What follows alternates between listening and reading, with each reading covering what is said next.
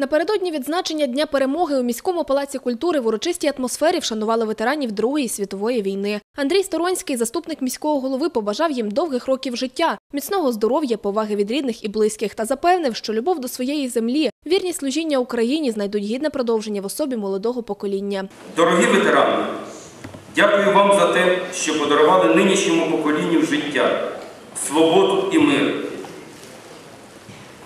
Здоров'я вам, бадьорості духу, хай повага людей стишує біль ваших ран.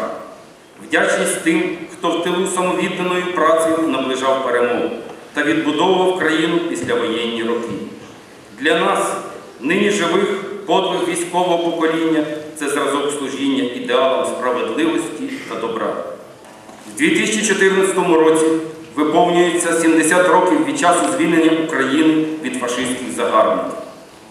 Для українців війна розпочалася в 1939 році нападом гітлерівської Німеччини та окупацією їх етнічних земель у Польщі. Як не прикро, але сьогодні, через 75 років, ми знову опинилися на порозі війни. Лише тепер агресію та приховане вторгнення здійснює колишній союзник.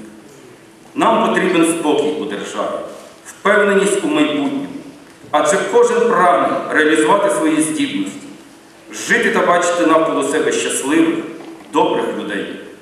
Нехай сьогодні єднає усіх нас, незалежно від ідеологічних переконань, національності та віросповідання, любов до України і турбота про її майбутнє. Проявляємо повагу один до одного у прагненні зберегти мир. Нам не потрібна війна. Нехай ніколи земля не здригається від вибухів, бо не проливається людська кров. Нехай добро та злагода панують у нашій державі та у світі. Творча праця на загальне благо об'єднує нас в ім'я майбутнього.